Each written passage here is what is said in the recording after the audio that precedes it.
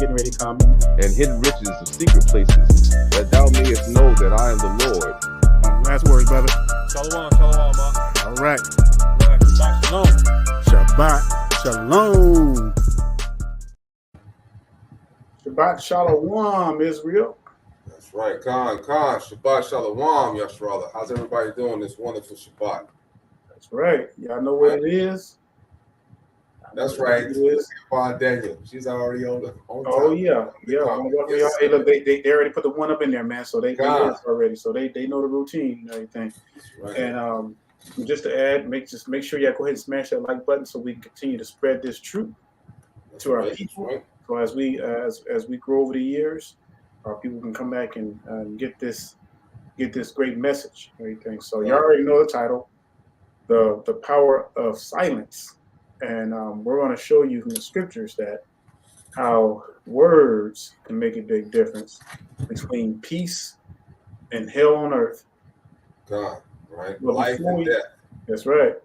But before we get into that, I just want to bring out the scripture, and should know by now. And each time I bring out something, we bring out something, I always want to show how important it is to really keep these commandments with all our might, strength, and all our soul and everything. So this is coming from Ecclesiastes chapter 19.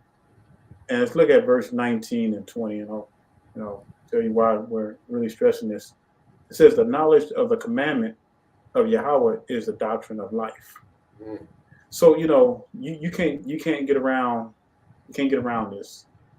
At the end of the day, we are commanded to keep the Most High's commandments. All right, that is not an option. It is not negotiable. It says, and they that do things that please him shall receive the fruit of the tree of immortality. The fear of Yahweh is all wisdom, and all wisdom is the performance of the Torah and the knowledge of his omnipotency. So why is this important? Is because everything that we've done, all the lessons that we've done thus far, this is the backbone of everything. All right, because if our people were truly keeping the commandments, keeping Torah, if the women was truly keeping Torah, if the men were truly keeping Torah, we wouldn't be in a situation that we're in now with this big split between the brothers and the sisters. And it's like many of our brothers and sisters have like foreverly parted ways, and we're going further and further and further apart because one group thinks that they're entitlement to everything, and they can just be on their own, while the other group is just constantly just weak and emasculated. It's crazy, but this didn't come with help. I mean, this didn't come without help from the heathen. So, and that's why they're gonna get theirs and get great punishment from it. What you got, brother? Well, at the same time, like, it's really imperative that our people understand that, we're really the only folks that the Most High is coming back to get, So I'm gonna go ahead and get Psalms 50 real quick because I just want to bring that out, right? Just to show that, man, it is imperative that we keep these commandments and do as the Most High says, because if we don't, I'm telling you, it's nothing but pain and misery in the future. I mean, like, you can't honestly think that the Most High would send His Son to die for us, and shed His blood and to do all of that just for you to spit on His good name. And for you to just act wickedly and do whatever the hell you want and think that there's no repercussions, right? There's no punishment, there's no repercussions for these types of actions, right? And that goes for all of us, right? Men, women, and even the children. Because remember now, those children that was making fun of Elijah, so what the Most High do? He sent a she-bear after them jokers and kill all 20. It wasn't 20 of them kids. You know what I mean? That's 20 kids the Most High just slaughtered like that. So it don't matter, you man, woman, or child, man. And if you ain't right, man, the Most High is gonna see you. It don't really matter. As soon as you get to that age, I believe, where right from wrong. That's from, that's from early on, right? The Most High is gonna come see you. All right. So let's give Psalms 15:1. It says, "The mighty God, right? That's Yahweh, the mighty Yahweh, even the Lord, right, have spoken and called the earth from the rising of the sun to the going down thereof." That means the whole circumference of the earth, right? Out of Zion, the perfection of beauty hath God shined. That means out of all the earth, right, God is called the perfection of beauty out of Israel, right? It says, God shall come and shall not keep silence. A fire shall devour before him, and it shall be very tempestuous around him. He shall call to the heavens from above and to the earth that he may judge his people. Gather my saints together unto me, those that have made a covenant with me by sacrifice. Right? And all the heavens shall declare his righteousness, for God is judge himself. Selah. Now, verse 5 is very important. Why? Because it says, gather my saints together unto me, those that have made a covenant with me by sacrifice. Right? And that's only Israel. Israel is the only nation on earth to make a pact, a covenant with the Most High God, dealing with sacrifice. Right? So you got to understand that we must keep these commandments because it's not a game.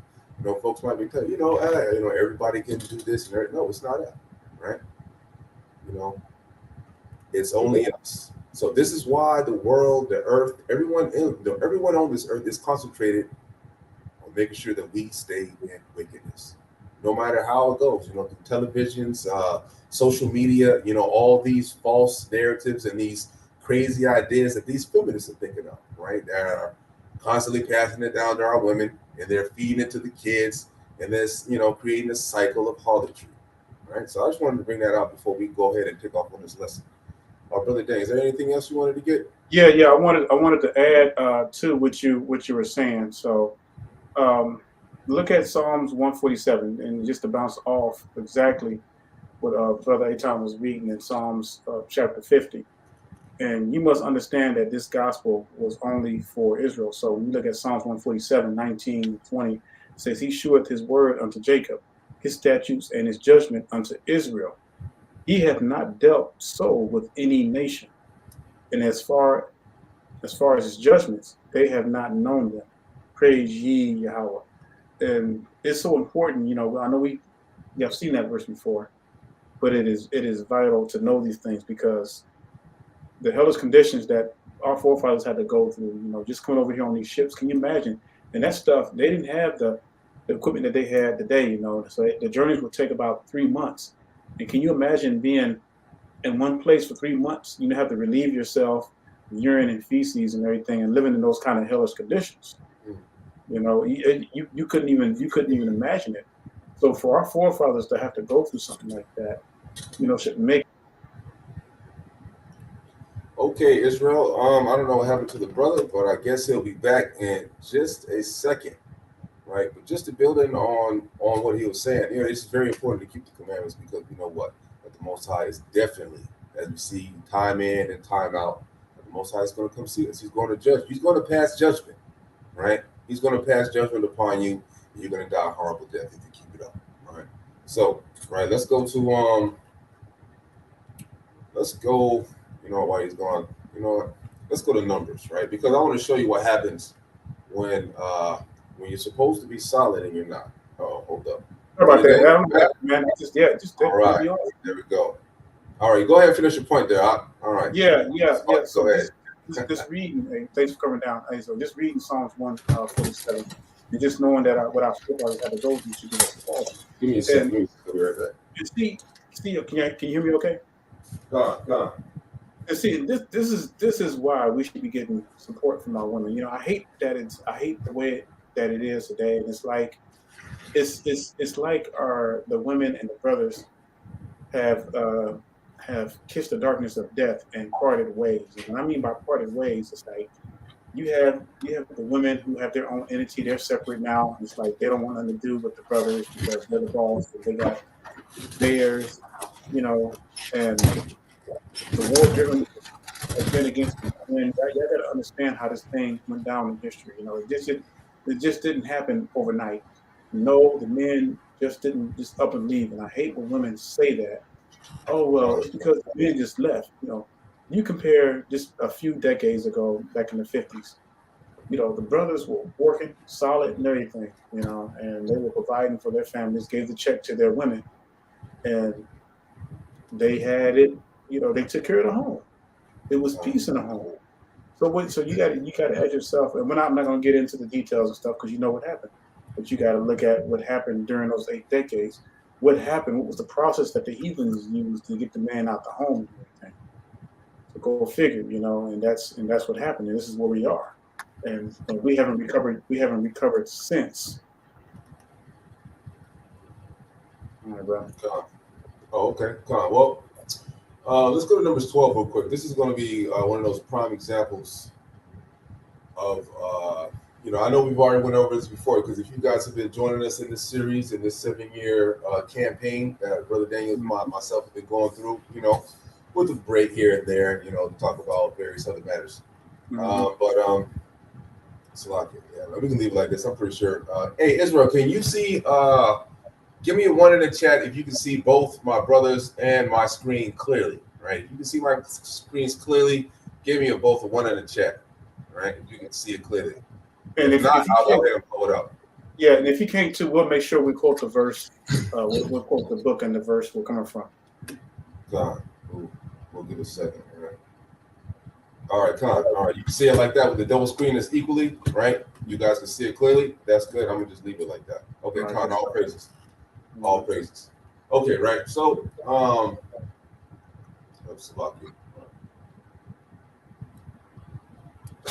right. So, if y'all been with us through this campaign, this has been one of the scriptures that we went over, but this is just this is just a hardcore lesson, right? So we're going to go to Numbers 12, right? And this is just the fact that, the Most High just doesn't like, this is when silence is important, right? Especially if you see something like far as, these Israelites at this time, right, when they were coming out of Israel, they've seen Moses do all types of miracles with the power of the Most High, right? They saw all types of powers, come from Moses with, with him being able to utilize the power of the Most High, right? So we got to understand that why would you speak against Moses?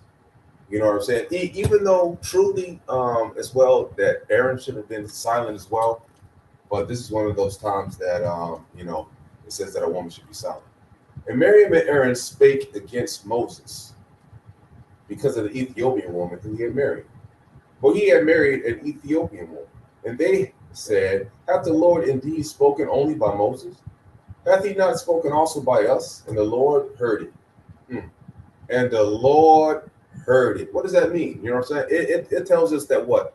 That everything that comes out of our mouth in the New Testament, right? That everything comes in our mouth, everything that comes out of our mouth will be judged by. That means the Most High hears it all. Right? Anything you secretly say, you whispering, you talking about in your mind even. Remember, even in your mind, because Sarah got busted for laughing on the low, right? Thinking that Hamashiach was a liar. He already knew what time it was. Nah, your old ass gonna get pregnant. Because I said it. You know what I'm saying? Don't be laughing, joking, and thinking I'm making up stuff when I'm telling you something, right? Another time where another woman should have been quiet. How dare you talk to the man that made you and designed your whole being, your whole DNA structure like that? That's crazy, right? If you call him the Lord, you know what I'm saying? Yeah, put some respect on Yahweh's name, on Yahweh's name, right? So it says, and the Lord spake suddenly unto Moses and unto Aaron and to Miriam, come out, ye three, unto the tabernacle of the congregation. And they three came out. Now, why did they three came out? For running their damn mouth. For running your mouth. This is one of those times where you have to shut up. Instead, you want to run your mouth. And this time, right, you got one of those, Aaron was being a soy boy, noodle bag Negro right here. That's what he was being. He was listening to the woman. No doubt that she was the one with the problem that Moses had married a woman that was not of the same kindred, right? So those three got commanded to come into the tabernacle, right? Come to the tabernacle, and they all three came out. And the Lord came down in the pillar of the cloud. I mean, what? You talking so bad because you can't close your mouth that the Lord had to come down in a pillar of the cloud and stood at the door of the tabernacle and called Aaron and Miriam, and they both came forth.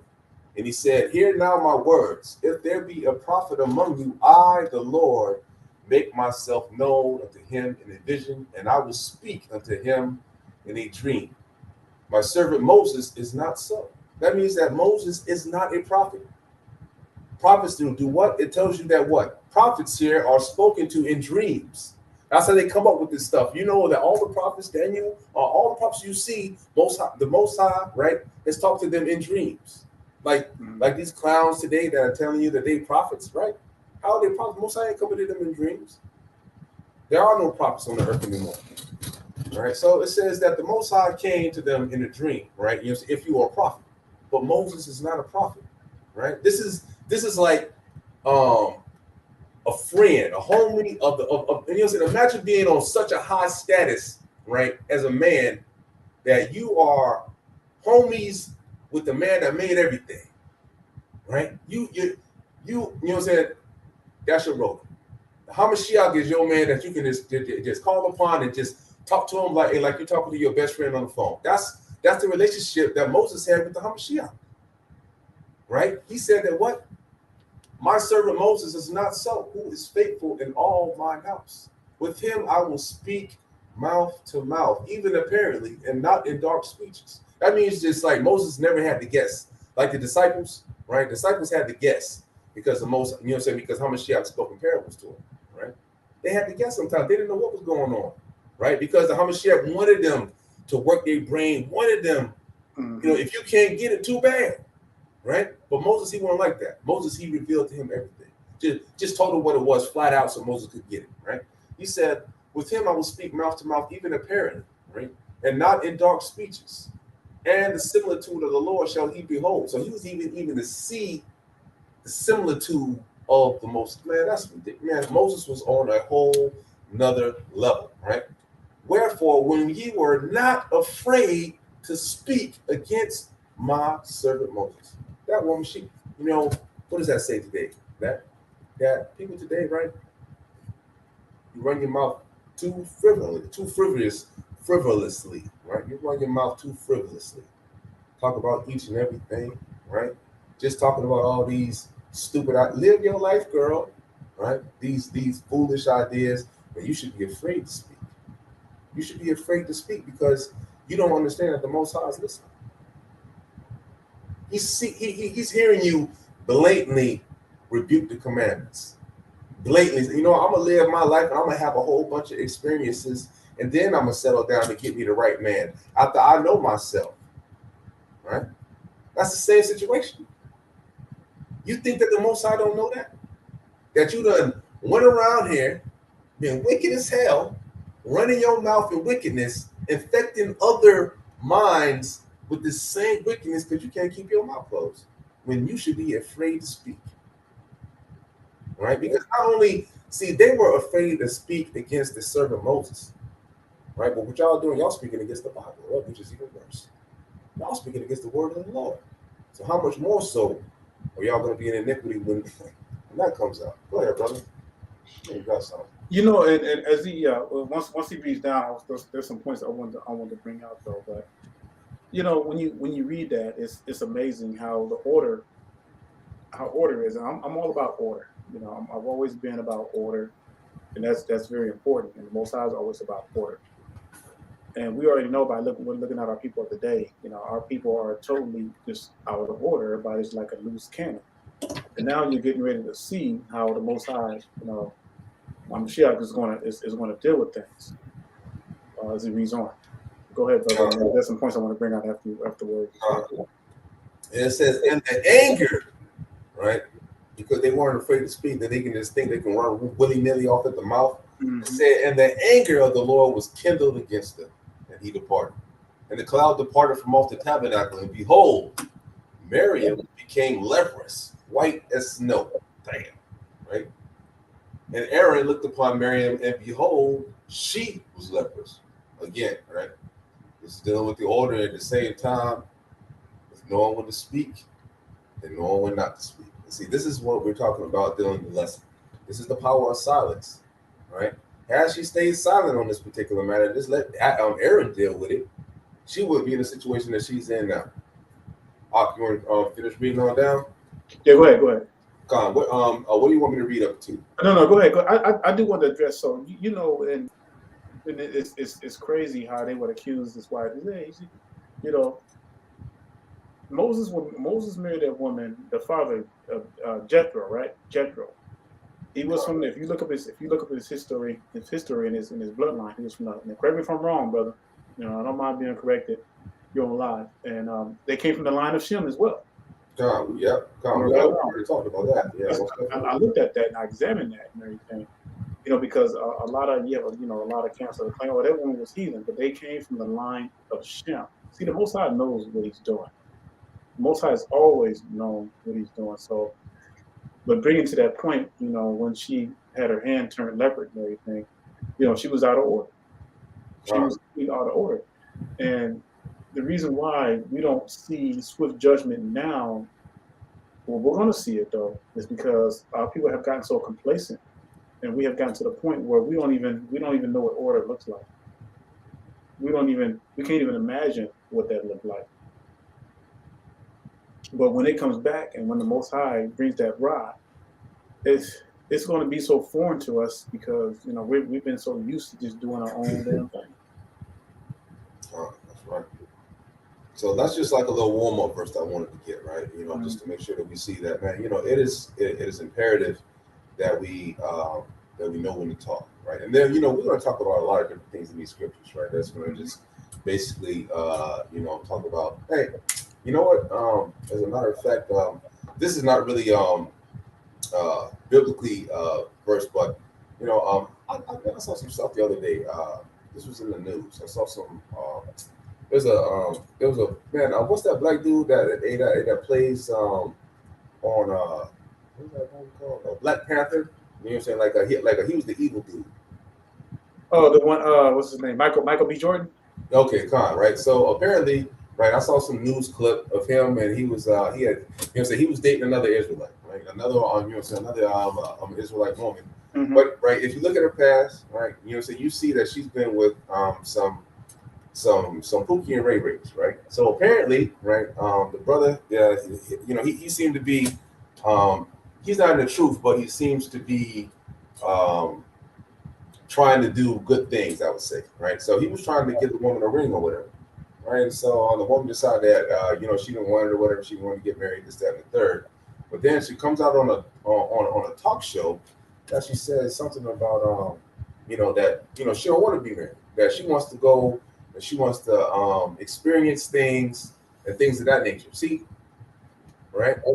Now, when the scriptures talk about silence, right? Let's go to what I'm saying. Matter of fact, let's go to because I'm telling you that as a matter of fact, let's go to Exodus. Let's go to Exodus 23 and 2 real quick. Let me bring this up.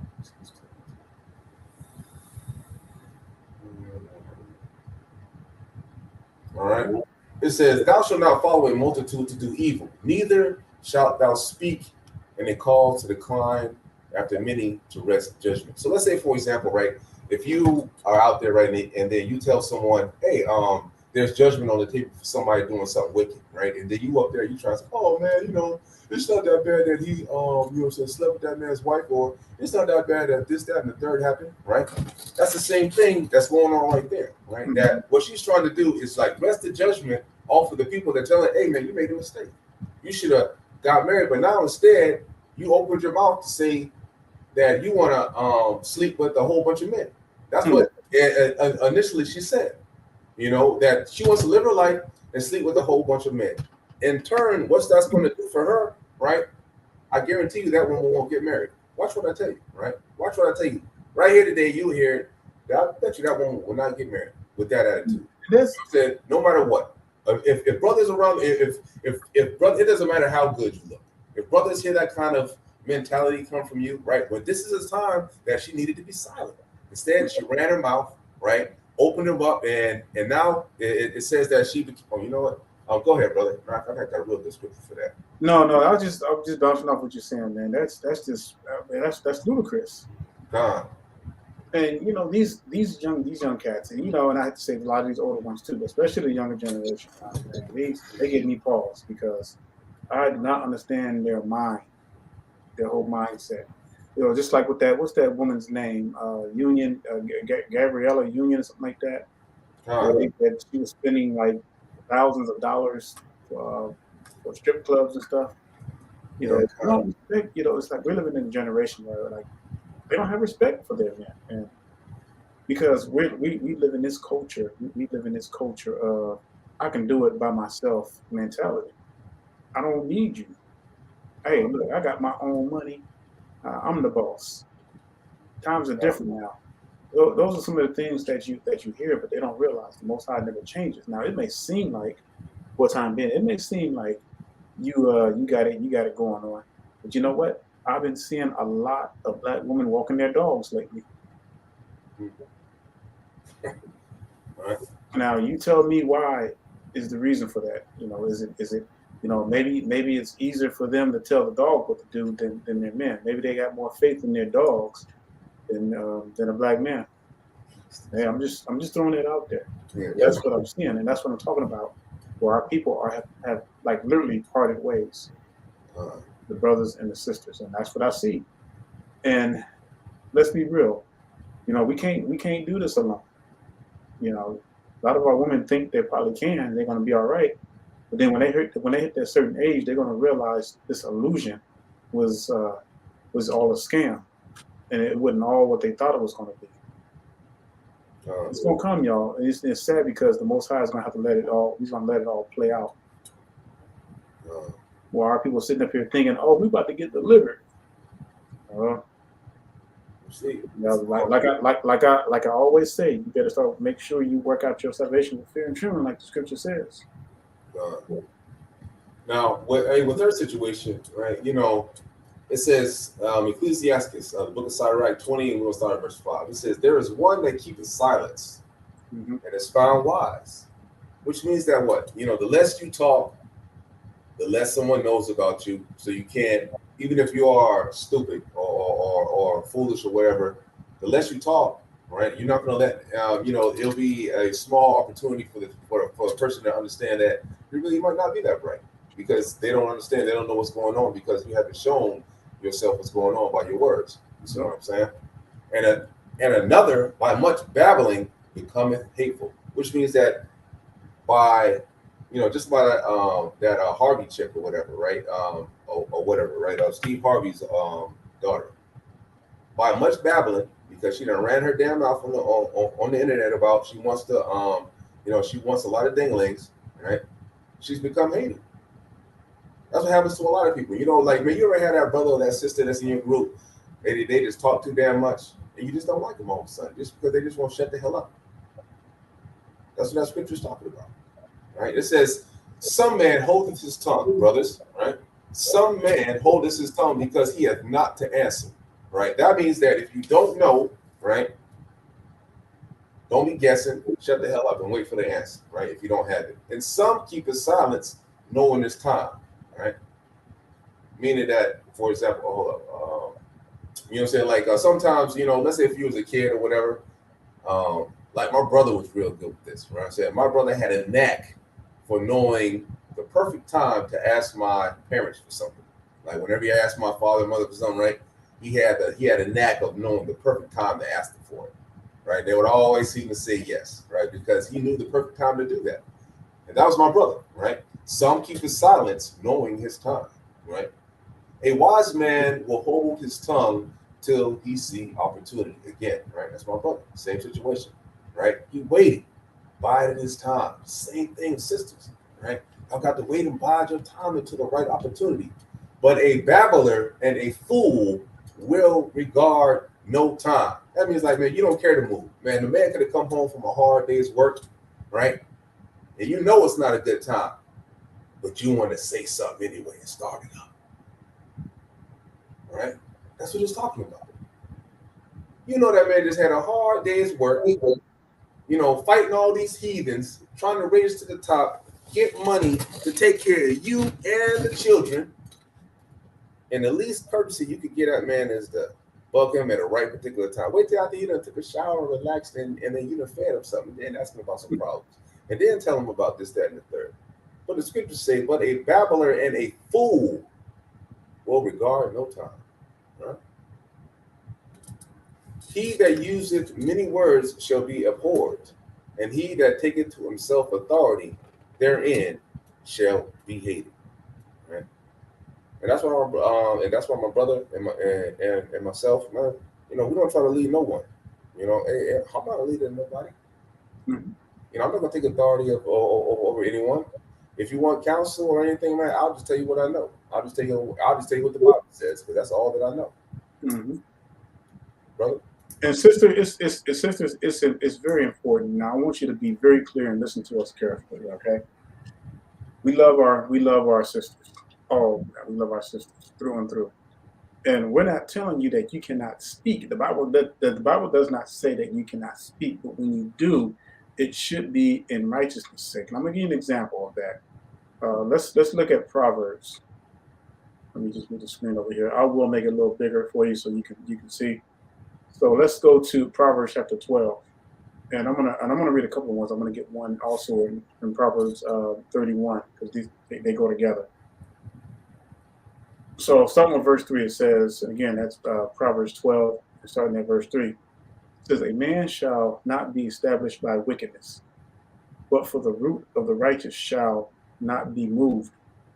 So just like it says, a righteous brother needs to be righteous.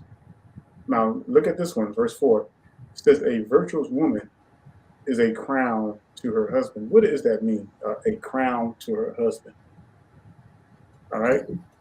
When a woman speaks in such a way, or speaks the words peace and of righteousness, you know what that does to a brother. That will lift a brother up. But let me tell you what will tear a brother down.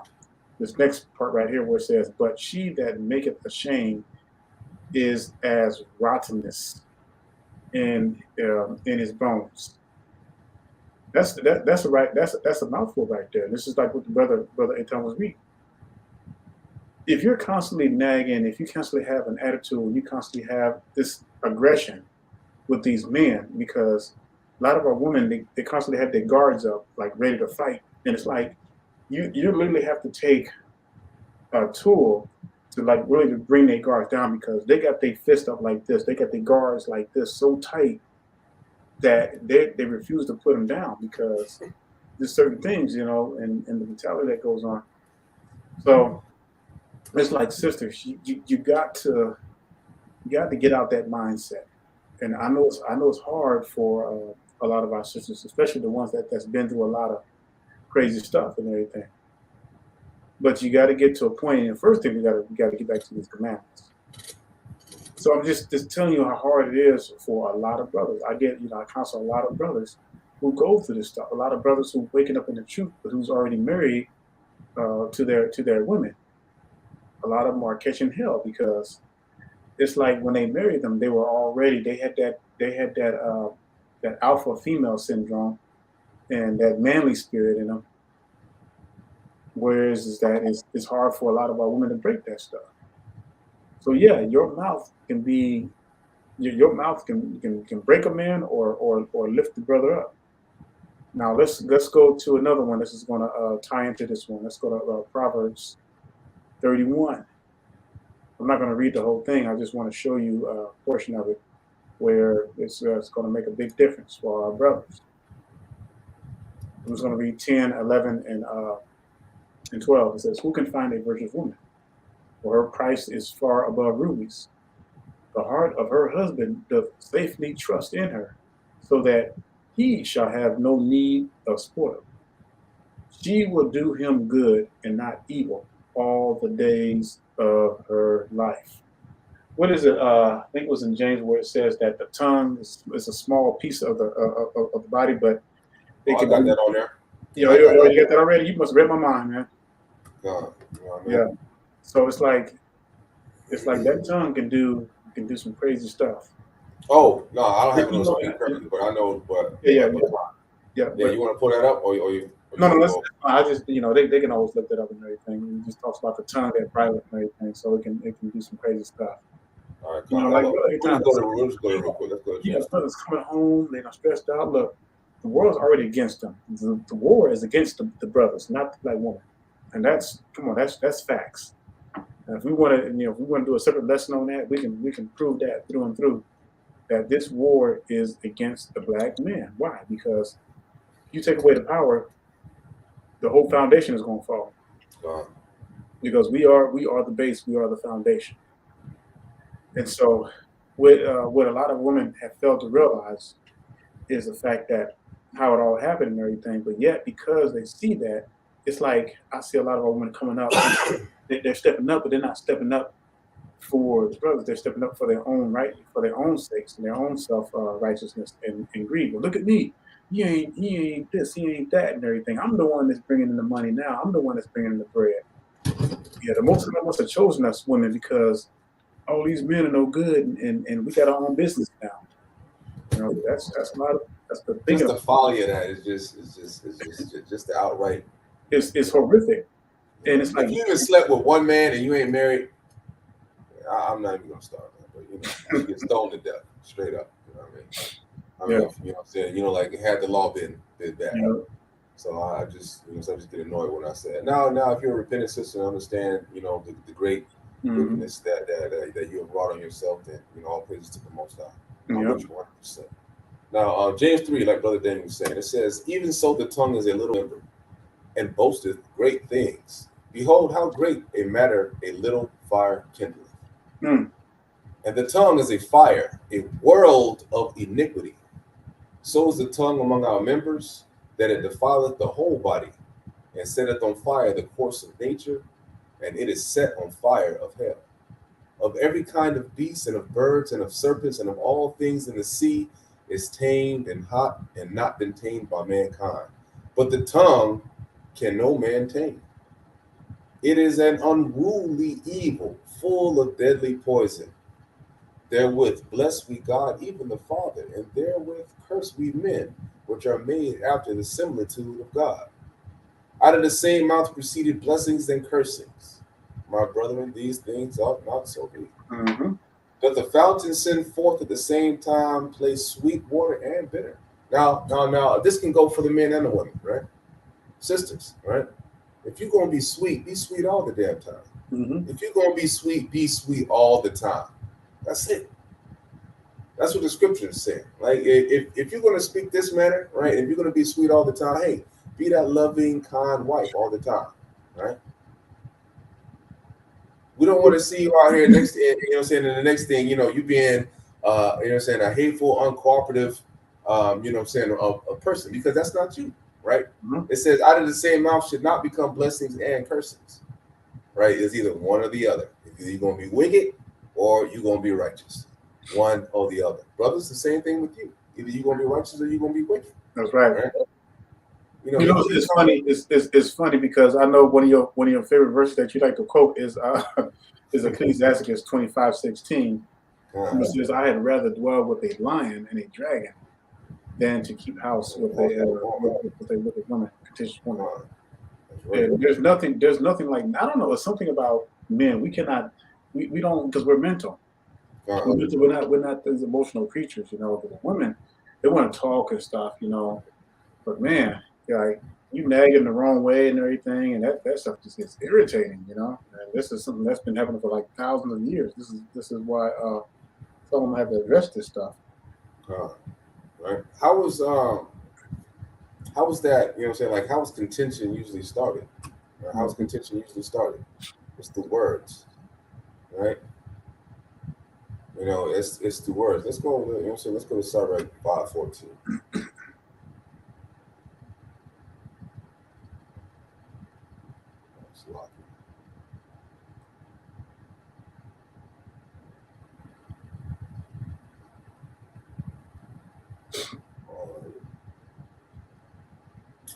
It says, "Be not called a whisperer, right? And lie not in wait with thy tongue. For a foul shame is upon the thief, and an evil condemnation among the double tongue. Be not," and of course, as the old classic goes, "Be not ignorant of anything in a great matter or a small." All right, but you see, it says an evil condemnation upon the double tongue. So what does that mean? What does that mean? Right? If you're a sister and you know that you keep the commandments, right? but you telling other sisters, and you agreeing with feminism. You a double tongue. You gonna have an evil condemnation come upon you, right? If you are, you know what I'm saying, any kind of double tongue action that you got going on, right? The Most High is gonna come see you. Let's say if you are you know, telling sisters, hey, you know what, go live your life. It's okay. You know, don't get married when you're young. You know what I'm saying? Because they're trying to groom you. You know what I'm saying? You don't need to be married when you're 18 or 19, 20. You know, because they're trying to groom you. Don't do that. You know. But then, at the same time, you're saying you over here keeping the commandments, and that's a double tongue. You know, you're gonna get destroyed. You can't say that. There is no. There is no. We have to understand, right? I guess America is, let's say, age 20 and up, right? You know, there's nothing wrong with 18 either. They're essentially legal here, but you know what I'm saying, the younger sister is to get married, the better it is for her. The younger sister is to get married, the better it is for her. There's no thing for her to wait, right, and to get older and to know herself, because that's stupid, right? Because see, once you come into your own being, it'll be impossible for you to live with a man, because a man does what, as you see throughout all the scriptures, every woman that a man has, he fashions for himself. Just like the very first one was fashioned for Adam. It's not fashioned for her to do her own damn thing. Mm-hmm. That's not part of no kind of plan that the Most High has got for not one woman on the earth. The very first woman, which is above every single woman on this earth, more ain't no doubt more beautiful, more strength wise. I mean, just the mentality, everything was above every single woman that's ever been so far on this earth, as was Adam above us, right? There is no way in the world that of a lesser woman can think that her purpose is greater than that of the first woman. That doesn't make sense, right? That's folly. That's folly and foolishness. You know, that's dogma of the heathen. That's going to get you destroyed. We have to think about these things as we tend to come into the future, right? As we tend to grow and knowledge starts to increase into the earth, as we start to study these scriptures, right? We have to really understand that the dogma of the heathen is really hurting us. It's really hindering us in all types of ways. Some ways it's almost irreputable, the way it has destroyed our people down to the granular. You know, it's interesting you say that, because a lot of this stuff started with the heathen, especially the white women. So I don't know I forgot who the heathen was who started. Rockefeller. Rockefeller is the one that funded feminism. No, I'm talking about, it was a woman who started the whole. What was it? Oh, you know, picture that woman where it shows her with her arms. She's doing like this and everything, and she has like a little bandana on and stuff. Oh yeah, I know you're talking about. Yeah. That was the women's liberation movement. And see, this has always been white folks stuff, not our stuff. But you know, we have a tendency to adapt and then try to apply that stuff to us, and everything has nothing to do with us. You know, it was white people, it was white women who was first getting abortions and stuff. All of a sudden, our people started doing it. You see what I'm saying? And then you had these lesbians and these homos, they were doing it, and all of a sudden, our people started adapting and started doing it. You know, but the point I'm getting into, without going too far to the left, is the fact that, like what Brother Aton was saying, that we have become such engrafted with our enemies that we become just like them. And brothers, you know, I want to kind of speak to my brothers. Look, I know a lot of you are coming into this truth, and you're concerned about finding a good woman. You know, you got to continue to search out, pray, fast if you have to search out a righteous woman. But do not, and we always stress this so much, do not mess with anybody who got kids. Do not. I don't care how pretty they are. I don't care how good they look. You know what I'm saying? I don't care how you may lust after her and she looked good and she got a couple of kids. But let me share something with you right quick, because this is what the Most High is going to give you. He's going to give you a wicked woman if you're searching for lust and if you're searching for the wrong reasons. Ecclesiasticus chapter 26, and let's look at verse 23. It says, a wicked woman is given as a portion to a wicked man. What is that? What does that mean? So, you got these brothers out there lusting and everything because, hey, they look good and everything. And a woman would be wicked as hell. But a godly woman is given to him that feareth Yahweh. Now, you brothers that are seeking out righteous women, they might not look like what you want them to. If they're a virgin and they follow the Torah, or they're willing to follow the Torah, or even if they don't know anything about the truth, but they're virgins, but they're teachable and they can be taught the Torah. That's something that you should really look into. No doubt. Go ahead, bro. Oh, con. And so, just before Daniel, brother Daniel gets too far into this, like I also want to bring out just one point, right, before I let him continue. Y'all gotta realize that this whole thing is really, what is it? I think it was prior to the 1950s, right? Hey, there ain't no women out there working. Right? Y'all are married at home with children. Y'all didn't work, right? If y'all weren't working, then like, what does that mean? If y'all wasn't working, right? These heathens, like the Rockefeller that funded feminism, right? That y'all couldn't get taxed, and these heathens couldn't continue to get more and more money from y'all, right? But y'all don't even understand that these heathens is the one these heathen men, the one that these women don't like so much that they say that they hate so much. The men are the ones funding the feminism, right? This heathens men funding the feminism to get y'all out there into the workforce so they can tax y'all ass. Now to do what? To break up the nuclear homes because they want to fatten and line their pockets. Now, as we see that society is what? On the decline. A decline of what? Decline of morality, decline of intelligence, just a decline of all around righteousness, period, of everything. We're on a downward spiral fast. Right? I'm not surprised if we don't have if we don't got something big right on the horizon, for the Most High. We've seen all types of wars, all types of bubonic plagues and Black Death and all kinds of things of that nature come across the earth, right? Because the wickedness has just gotten too great at times. So I mean, that's about all I had to say. Is like, we gotta just, we gotta stay circumspect because we have to stay away from this damn heathen. These heathen has got their hand in the pot and they stirring it, and they just stirring the pot. They funded for women to come out of the homes into the workforce so they could get taxed to line their pockets. There's not any women out here that you remain unmarried and you get past a certain age of infertility, was at 35, you're miserable.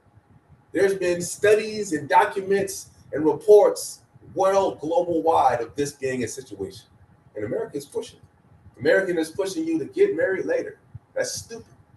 You're going to get married in your 30s, your eggs is almost dead. You only got like 25% of your eggs left. Why would you do that? Right?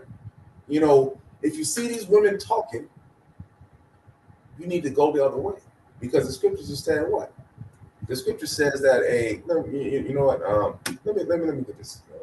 The scriptures say that go ahead. You want to get something before I go there? Yeah. Why are you doing that? And I, before I lose my point and everything, something as I was growing up, you was talking about, influences with the heathens and everything. When I was growing up, I rarely ever saw a single woman that was like literally like just single. A lot of Black women were married, and if you did see the single ones, it was pretty rare. They were out there and everything. But one thing I did not see the single women that I did see when I was growing up, they didn't have no dog. They were just trying to work or whatever, support themselves and everything. But fast forward to now, Israel. I ain't never in my life seen so many single Black women walking dogs in my life. I'm like my jaws are just dropped because I see it every day. I was like, this is something that white women used to do, like walk dogs. Like, dang, what's going on? And we're in a battle right now. And like I said, a lot of our women have just decided to part ways, and our brothers have too. And it's getting scary because just imagine what it's going to look like next 10 years from now, next 20 years from now. It's the same thing. And this was never meant to be, because you gotta have your partner. That's why the Bible says that it's not good for man to be alone. So if his woman won't support him, then guess what? It's like they're both are going to end up in the grinder, because the women have parted ways, and some of these brothers are parting ways. They're going split ways. It takes a team to make it. It takes a team to make it. You can't just do stuff by yourself. That's not the way that the Most High designed Israel. The way that He has designed Israel is that we were supposed to work as a team. With our women being supportive, the men's being the head, and the women backing that up.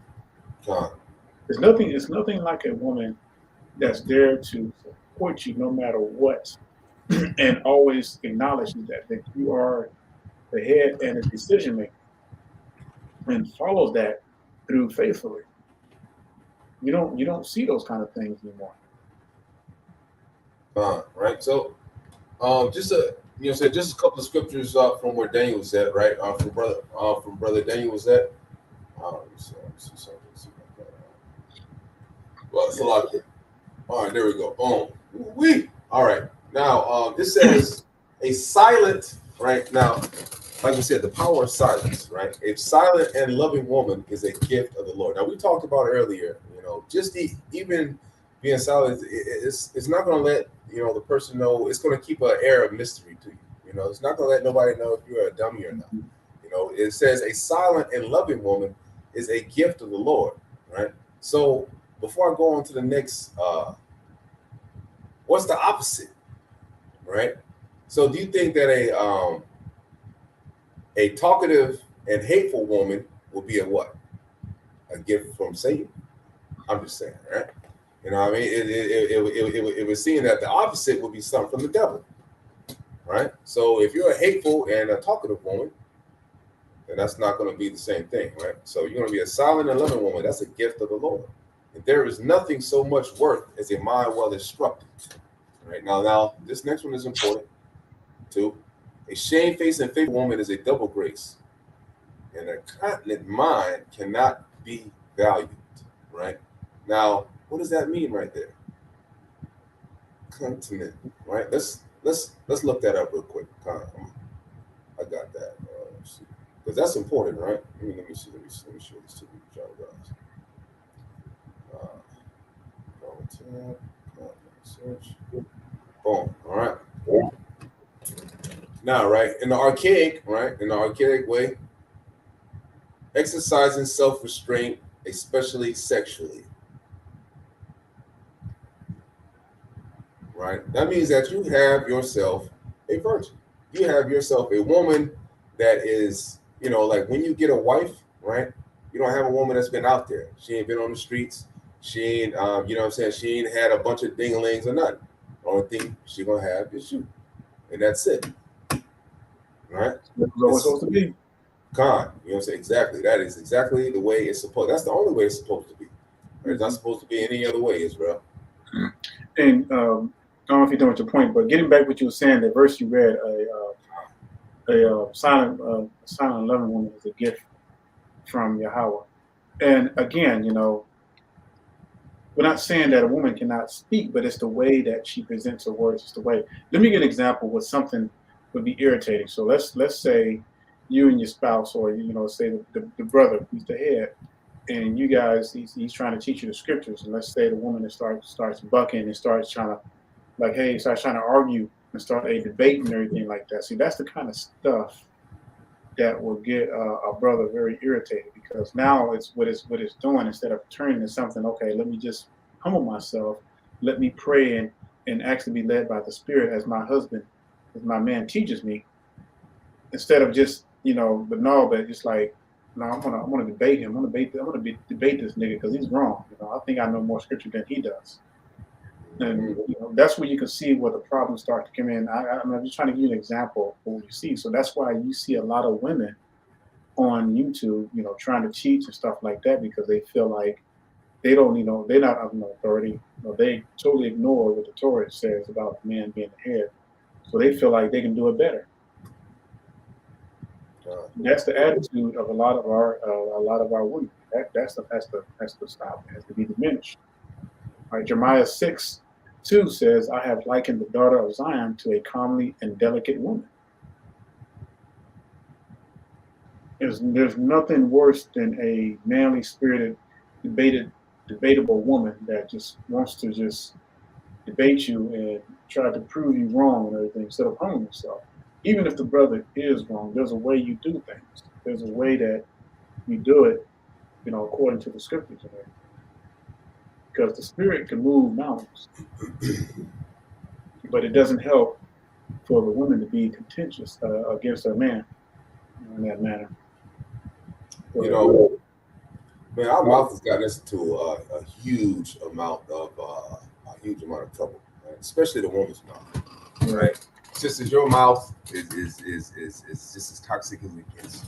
I mean, downright to y'all, you killed us all, right? The woman has killed us all with her mouth, right? Let's say, I mean, man, the mouth is so powerful on these sisters that they done caused it so the animals, all of them, can't talk anymore. All right. So let's say, even though this was a serpent's fault for trying to talk to the woman in the first place, right? But like I said, for talking, hey man, you see a doggone animal, man? Hey, be quiet. You don't need to talk to this animal about something. This is the power of silence. Had you stayed quiet, ignored the serpent, we wouldn't be in the situation we're in. I wouldn't have this kind of body. This body that's getting old with ailments. It doesn't have any ailments now, but I'm sure it will when I get older. You know what I'm saying? A body that can get sick, a body that can hurt it. You know what I'm saying? That can feel pain, and you know what I'm saying? This is ridiculous. This is ridiculous. Silence, the power of silence. Right. So let's say, let me just we'll just start right here. And God cursed the serpent and was wroth with it forever. Right. You know what I mean? And he was wroth with the woman because she hearkened to the voice of the serpent and did eat. And he said unto her, I will greatly multiply thy sorrow and thy pains, and sorrow as thou shalt bring forth children, and thou shalt return unto thy husband, and he will rule over thee. Right? And that still has not changed. Right? Your husband shall rule over you. It's not an equal partnership. No any kind of foolishness to that. All right, it says, and to Adam also he said, because thou hast hearkened unto the voice of thy wife, which, you see what I'm saying? Silence is golden. This is a time where she should have been silent to save all of humanity. But instead, she wanted to convince the man to eat the bread. Dang. Right? Because, convince the man to eat the fruit. Dang. Because thou hast hearkened unto the voice of thy wife, and hast eaten of the tree of which I commanded thee that thou shouldest not eat thereof, cursed be the ground for thy sake. Thorns and thistles shall it bring forth to thee, and thou shalt eat thy bread in the sweat of thy face. Dang. I mean, before this would be easy. Stuff used to just mist up from the ground. We have to work, chill around. I mean, that stuff was easy before, man. Dang. This is. I mean, man, when I read back on this stuff, man, and I see, man, how we could have had it to what we got now, man. We got these heathen ruling over us, man. We in the land of our captives. Yeah, I mean, you know what I'm saying, of our captors, man. This is a horrible existence for the children of Israel. For the children of God, this is a absolute horrible existence. Man, you don't have no power here. You don't have a face of yours on no kind of dollar bill or no kind of currency. You don't have your own cities. You don't have your own. We don't have nothing. We don't got nothing. Why? Why don't we have anything, man? Dang. Hey, just to elaborate on that verse you read about Adam submitting to his wife. You ever wonder why it wasn't Adam who talked to the serpent instead of Eve? You ever I'm just throwing that out there. It would make you wonder why, because you got to understand, when the Most High made us, He made the man, He made him the head. Adam wouldn't have fell for that mess. Well, see, now you have these new age, and there's a group of women now that are going out talking to trees, talking to. You hear me out? Con, I can hear you. I know, but there's a group of women out there going out talking to trees. I'm like, what the hell? Now, you know, when I first heard that and I saw that, it reminded me of Eve talking to the damn serpent. God. What the hell are you gonna talk to a tree for? You know how crazy that is? And you know what? You know what? I wouldn't be surprised if the tree actually started speaking to them. And they actually believed that it was some spiritual manifestation or something. And so, That's how you. yeah, go ahead. Oh, and I was about to say, man, that's how you know you're not supposed to be listening to these women on none of this foolishness that they're talking about. You Yeah. know, the Most High, you know, man, you got tricked by a damn snake. You know what I'm saying? A serpent. You know, and it's only coming up with ideas now that they're trying to push to the forefront. Why shouldn't we listen to anything? It's all foolishness. Y'all are not meant to lead. That's why the scriptures speak so much about being silent. Yeah, and now they're being tricked by trees and they talk to the universe and everything. I'm like, it's like the Eve. It's like the Eve syndrome all over again. Like, man, it's crazy. And this is why the Most High put order the way He did. You know, for the women to be in subjection to the man. It was that way for a reason. And now that everything has busted so wide and everything, and we see, you know, women that are so out of order, we see the chaos. You know why it's happening now.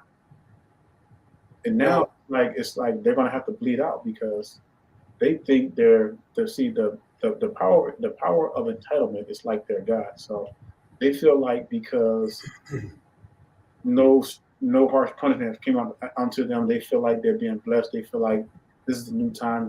They feel like in their mind that this is what they were called to do. And you're seeing more and more folly. It's getting wicked by the day. No, I'm gonna take that back. Not by the day, by the hour. By a minute. By the second. It's just getting crazy wicked. Now, and we're not telling sisters not to, we're not telling you to be quiet and we don't want to hear nothing you got to say, because that is, if you're getting that from this message, you're getting the wrong thing. No. Right? We're just saying that, wisdom, right? If you do speak, speak with wisdom, right? Use your eyes, right? You have 2 eyes, right? 1 mouth, 2 ears, 1 mouth. Hey, I want you to listen and watch twice as much as you speak. So then when you do have something to say, it's something that's, it's something that can be very much appreciated. It's something of value. It's just not something that you're just, making up off the top of your head just because it sounds nice, or because you're triggered and you're in your feelings or something else. I'm gonna give you some examples, like Shahrazad Ali. Even though she's Muslim and she's not in the faith that we know of now, but the stuff that she speaks of is just straight up facts. But a lot of women don't like her because she tells the truth. Now let me give you another example of some folly. You got women out here talking to trees and shit and talking to universes and everything. It's like, come on, y'all. Yeah, you think you're gonna listen to that mess? I was going to listen to that mess, and it's like that's when you know that folly is at a next level. And I get very upset when I see stuff like that and everything. A woman can be educational, and that's fine, and they can talk about certain things that's going to enlighten, us, information about our people, things like that. Because there are several females that I like to listen to that are very educated. One of them is Wesley Cressing, and she's really good because the stuff that she says has a lot of wisdom in it. She's not tearing down on men. In fact, she's lifting up the men and everything, her people. So, stuff like that. So this is what we mean. That's and I wish I had a clip of her. I could show you all, but use common sense. That's all we're saying. Use common sense, and what the Father is coming from. Now, if a woman is on there and they're trying to break down scriptures, you need to stay away from that stuff. Any kind of thing of like morality value or things of that nature, women are equipped for none of that. Those things are not for women to do, right? Those things are for men to do because we have the priest station. Now, even from the old script, even from the beginning, right? The priest station, right? Dealing with the priesthood deals with what? It deals with the overall morality, right? Of right and wrong. What's right and what's wrong, right?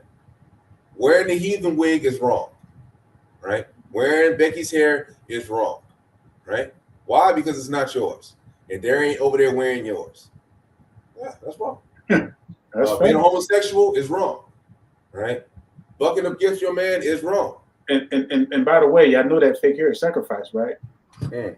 So a documentary, Good Hair, where they showed that these That's Indian not women, good hair. they cut their hair and they sacrifice it before their little gods and their idols and stuff, and then they ship right over here to the U.S. so that thousands of black women is sitting in line waiting for that stuff. And you putting in hair in your scalp that's been sacrificed by their gods. Yeah, man, that's absolutely, man. I mean, like, we have to understand, right? When these heathens are making these wigs, they're not making it for Becky. They're not making it for their own people.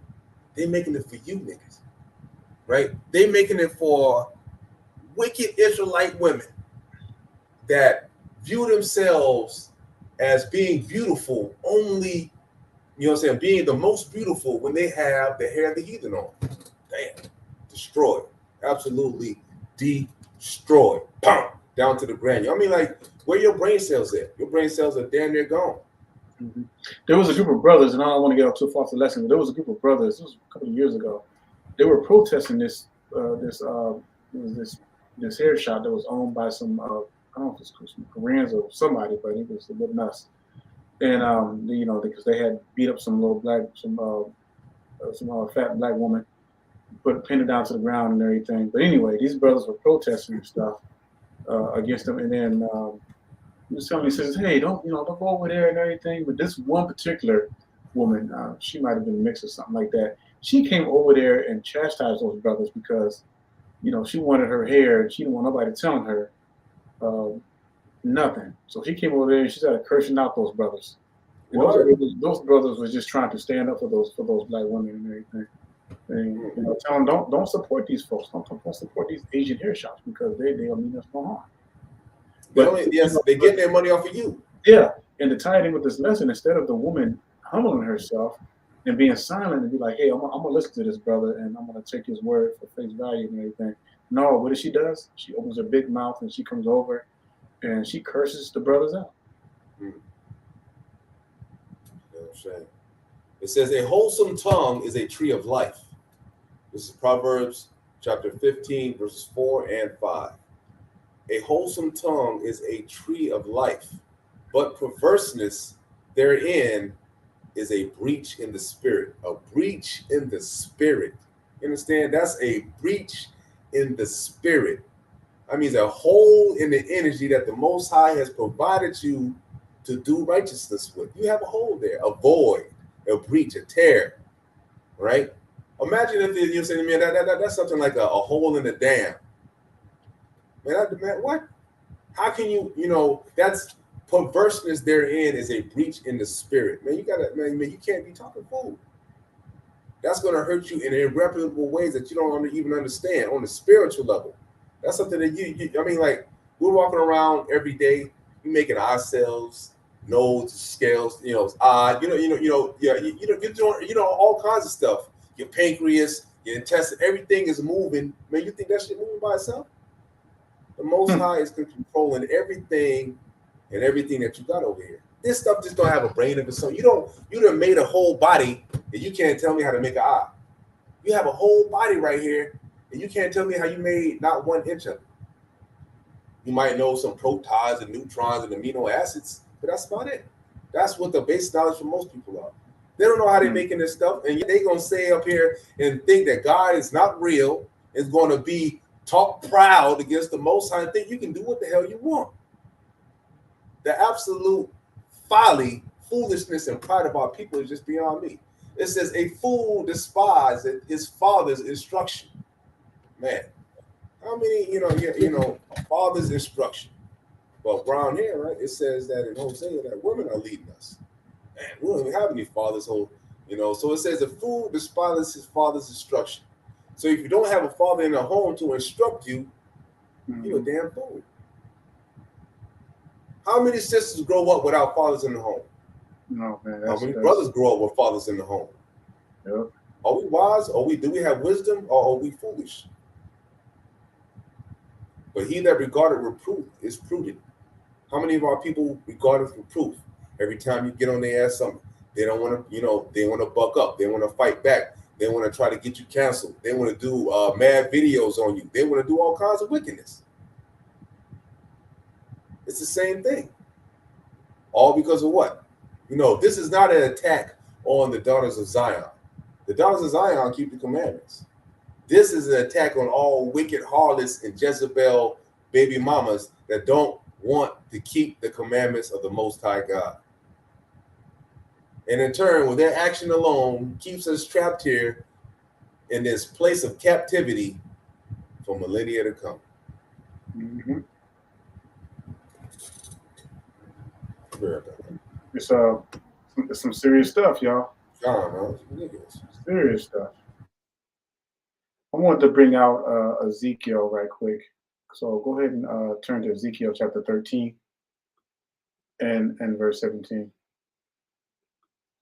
It says, likewise, thou son of man, set thy face against the daughters of thy people, which prophesy out of their own heart, and prophesy that thou against them, and say, thus saith Yahweh, woe to the woman that sew pillows to all armholes, and make kerchiefs upon heads of every statue, to hunt souls.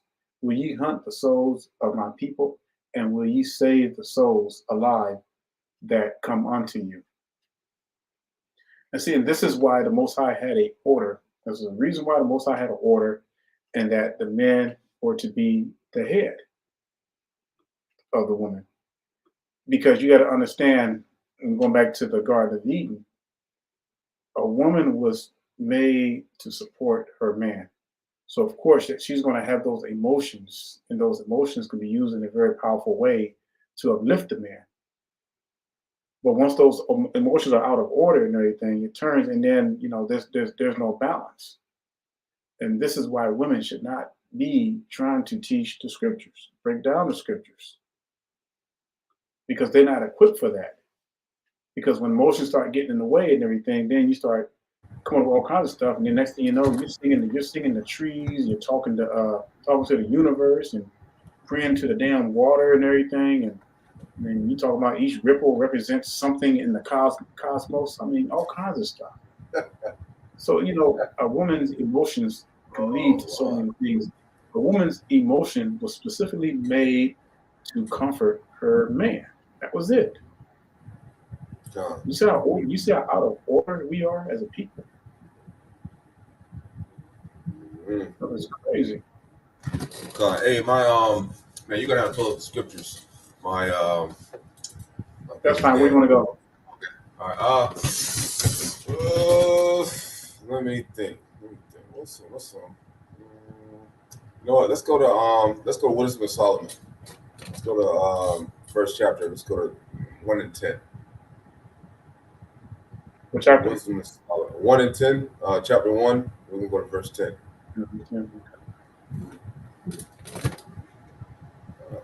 Right. It says, for the ear of jealousy.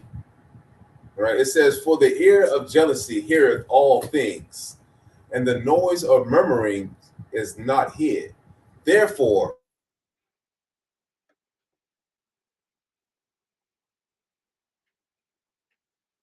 I think you froze up, buddy.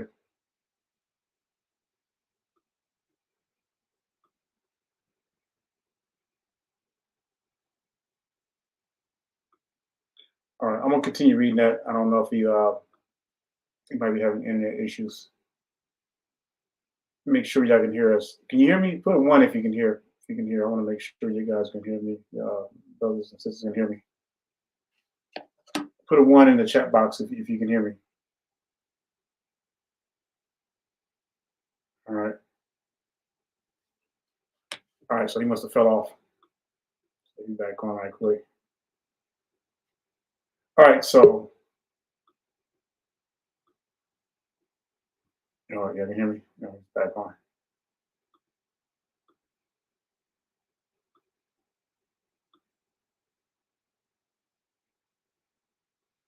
All right, I'm gonna go ahead and read this one while he's trying to get on. It says, and I know where he's going with it. So it says, for the ear of jealousy heareth all things, and the noise of murmuring is not hid. So what does that mean?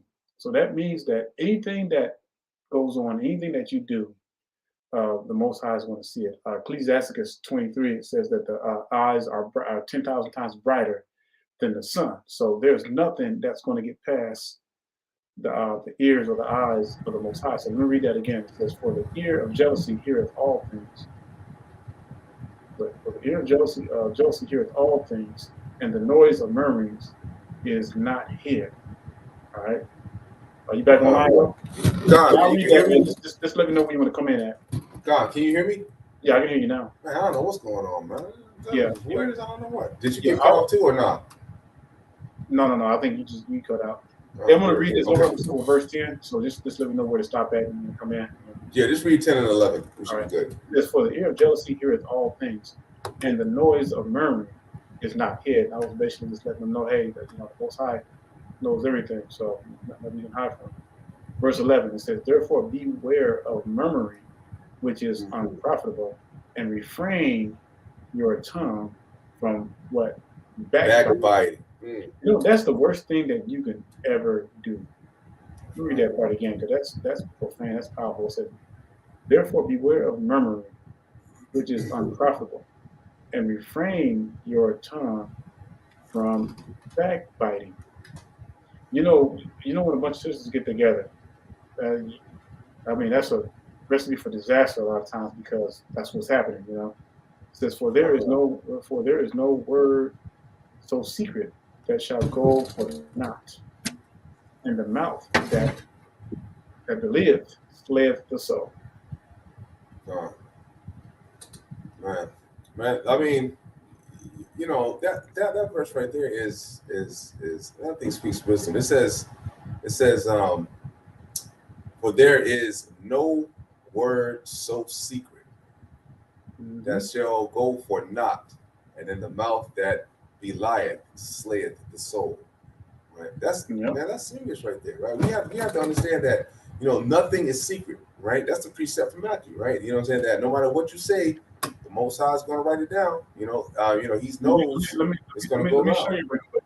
Yeah, I'll back that up. Let me show you. Ecclesiastes 23.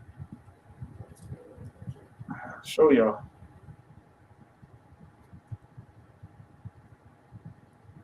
All right, so here it is right here. Ecclesiasticus 23 and verse 19. It says, "Such a man only feareth the eyes of men, and knoweth not that the eyes of Yahweh are 10,000 times brighter than the sun." Actually, 10,000 times brighter than the sun, beholding all the ways of men, and considering the most secret parts. It goes on to say, "He knew all things ere ever they were created. So also after they were perfected, he looked upon them all." So there's nothing. There's no crevice. There's nothing. No single idle word. Another. I can see why Hamashiach was careful with his words when he spoke, because every word he ever spoke, throughout his 33 years on this earth, it was with purpose. For some reason, it feels like I'm going in and out, man. It seems like my can you hear me at all? I can hear you. I can still hear you. All right, God.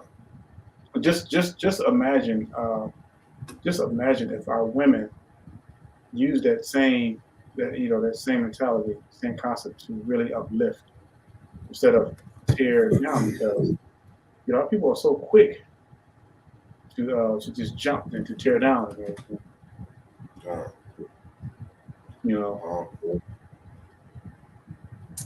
Let's go to Psalms 34:13. Psalms 34:13. Oh, here we go there right quick. All right, Salakia Israel. I know we're having a little bit of technical difficulties tonight. Salakia to y'all. Here we go. All right, Psalms. Yeah, Khan. What chapter? Oh, 13. I'm in Psalms 34:13. Okay.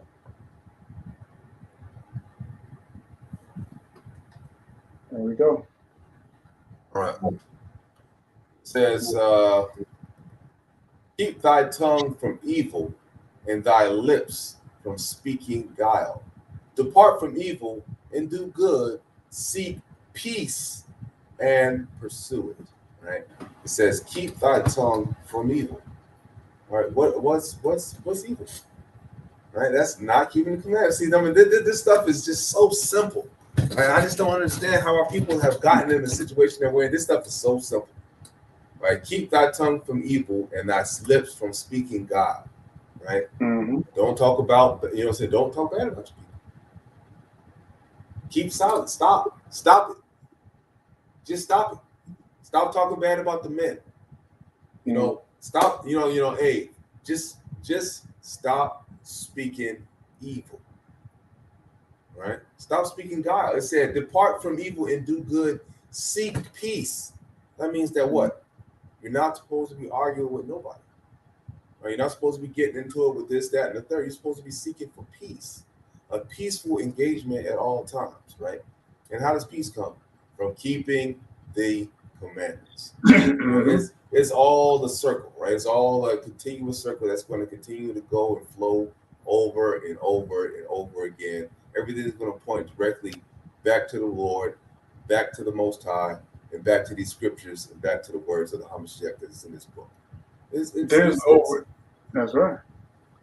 There's over 100 verses. Yeah, there's over 100 verses dealing with the tongue. Like Psalms 52, verse 2, thy tongue deviseth mischief like a sharp razor, working deceitfully.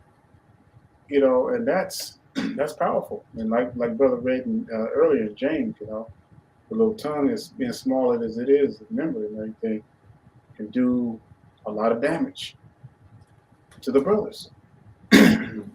Used against us, and it's like that's what's been used against us.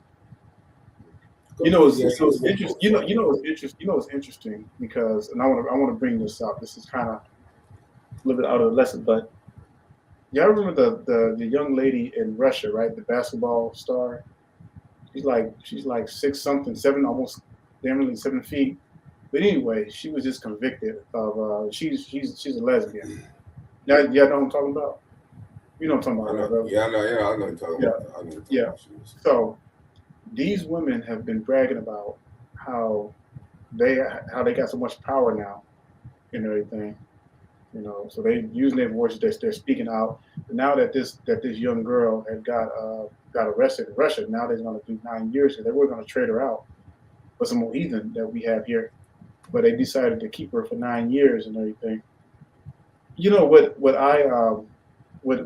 What was so crazy, the thing I thought about is that all these lesbian women, especially black ones, they feel like they're so powerful.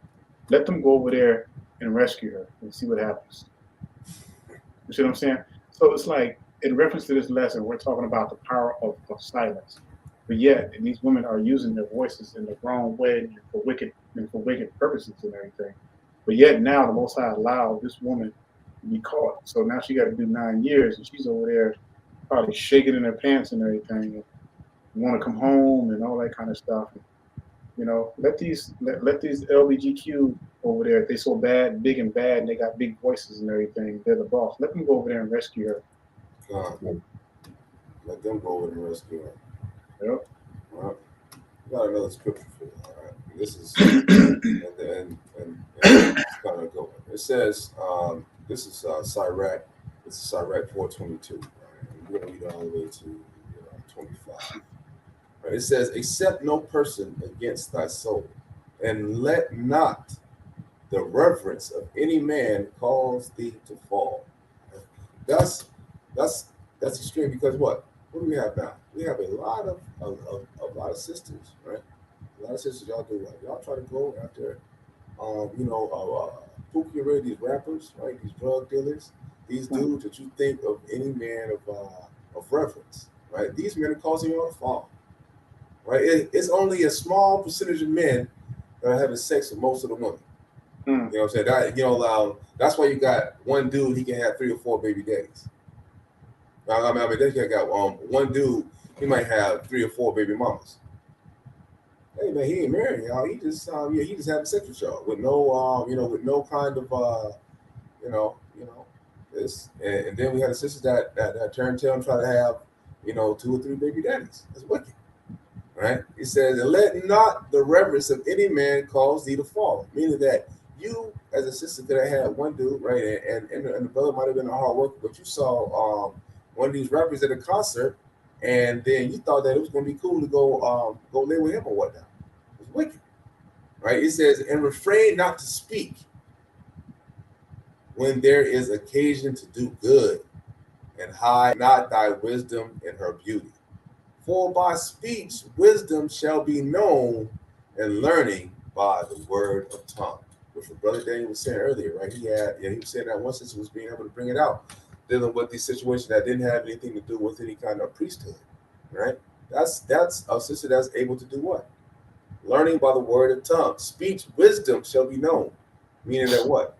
If you want to talk, right, you have to, it says refrain not to speak when there is occasion to do good. It means that, hey, when there is time for you to stand up for righteousness, when it's time for you to do good, those are the times that you need to be speaking, right? But if there's times where we have gangs of wickedness and all that, man, you need to shut the hell up. You don't need to be saying anything. Mm-hmm. You need to be silent, dip your head, and dip on out of there, right, before the Most High pass judgment. Yep, and there's a reason why the Most High has put in place an order for us. And it's interesting because I like watching a lot of nature and stuff. Especially around the property and everything.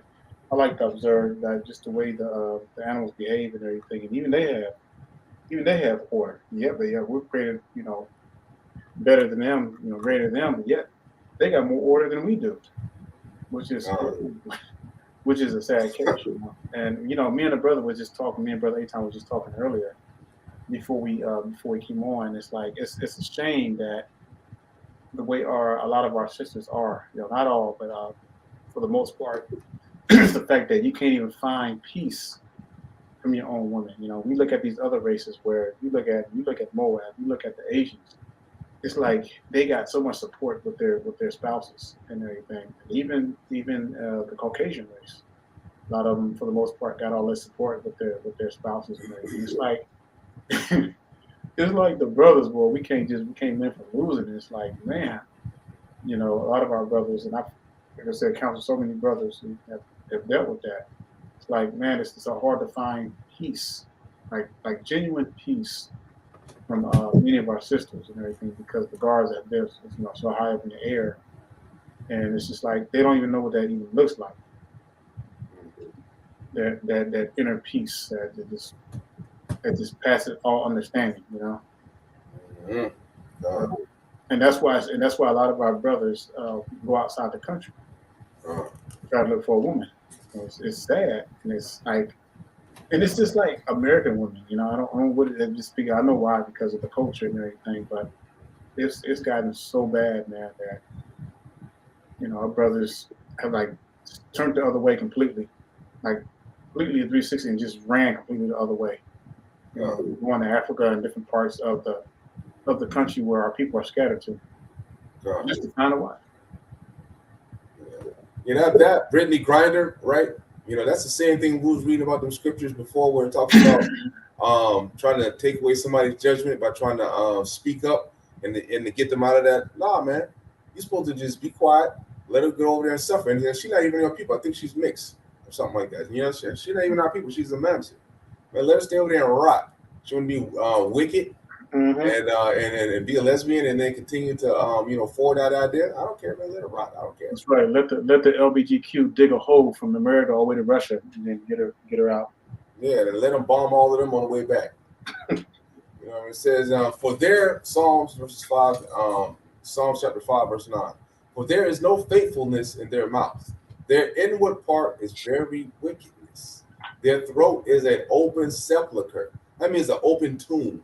Right, the throat is an open tomb. They flatter with their tongues, right? And the scriptures don't play any games, right? For it says, "Lead me, O Lord, in thy righteousness, because of mine enemies. Make thy way straight before my face." Right?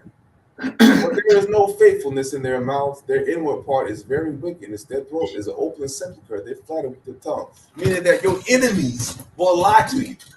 Right? Your enemies will use their mouth because they don't know how to be silent, and they will lie to you. Right?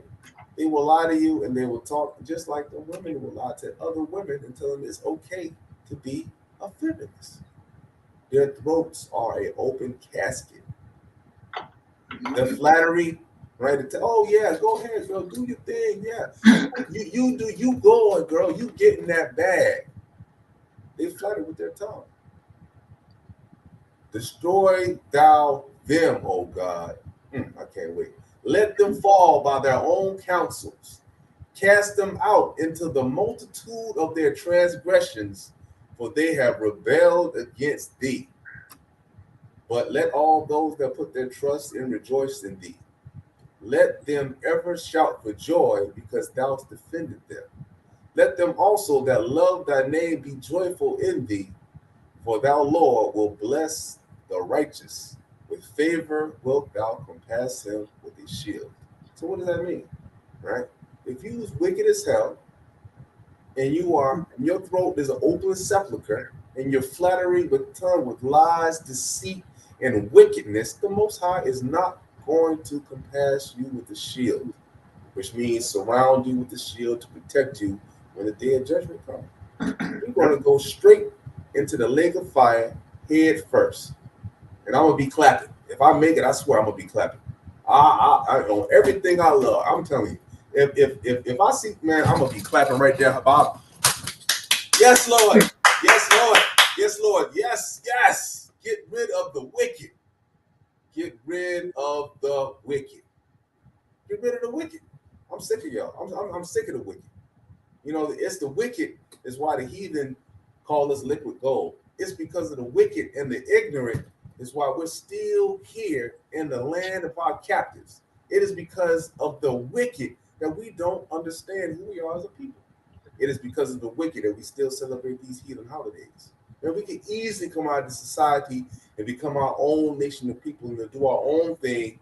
But what? It's because of the wicked. And the scripture tells us what we need to do in order to get back. And I'm gonna show you, because a lot of people are always talking about what they see. Oh, look at these storms. We must be in the last days. And look, they have forest fires in Colorado and everything. But let me show you what it's going to take. The Most High said specifically He's going to do when He comes back. So let's go to before I get this, while I'm getting this scripture, Brother Aton put the link in the description box. So if you all have any questions or you want to come on, just make sure you show your face and everything, and just come on here. But if you want to debate anything, if you have a problem with anything that Brother Daniel's not saying, clarification on, feel free to come on. We'll be nice to you, but we'll just continue with you in the scriptures. Yeah, go ahead and get your questions together relating to the lesson. Right? So just go bigger. So we'll be cordial with you. Yeah. So this is where we are right here. So let me read this right quick. Jubilees chapter 1, and I'm going to read verses 14 through 16. And it says, "And I will hide my face from them, and I will deliver them into the hand of the other nations, for captivity and for a prey and for devouring." Y'all hear that? So this is this is what's happening to us. The Most High said He was going to do this to us. So because of our wickedness. And it says, "And I will remove them from the midst of the land, and I will scatter them amongst the other nations." So we're not scattered. So it's talking about us. Verse 15. "And they will forget my Torah and all my commandments and all my judgments." Because when you look up, it seems like ain't nobody keep the commandments. Ain't nobody. And I will go astray as to the new moons and Shabbats and feasts and jubilees and ordinances. Ain't nobody keeping this. Verse 16. "And after this, they will turn to me from amongst the other nations with all their heart and with all their soul and with all their strength. And I will gather." So let me stop right there. We're not doing this right now. With this right here, it says, "And after that, they will turn to me from amongst the other nations, with all their heart and all their soul and with all their strength." We're not making this effort right here because no one's keeping the commandments. "And I will gather them from amongst all the other nations, and they will seek to me, so that I shall be found of them when they seek me with all their heart and with all their soul." You look at the condition of our people, we're nowhere close to that. Nowhere close to it. And this is why, you know, like when people are like pointing to the stars and stuff, and they're talking about, oh, look at the signs and everything. Oh yeah, Mashiach's getting ready to return. I would laugh at it because that's like they have no idea what they're even talking about. They don't even, and you know, and what's funny is that they won't even say one word about keeping the commandments at all. They talking about just forest fires in somewhere else, or flooding something like that, and they ain't even talking about or talking about the 400 year, and don't say one thing about the commandment.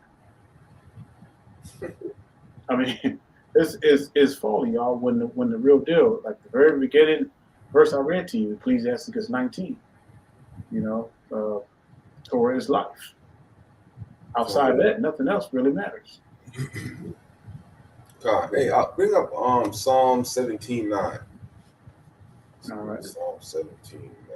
This is probably about it for me, man. I got scriptures. Psalm 17:9. Yeah, I want to get to some questions. We got. We also got it. Yeah, con. All right. Remember, like Ecclesiastes, like 3:7, where it tells a time to rent, a time to sow, a time to keep silent, and a time to speak. You know? That right there. Yeah, that's it, right? Con.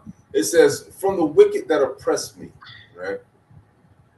Because we got the wicked that's oppressing us.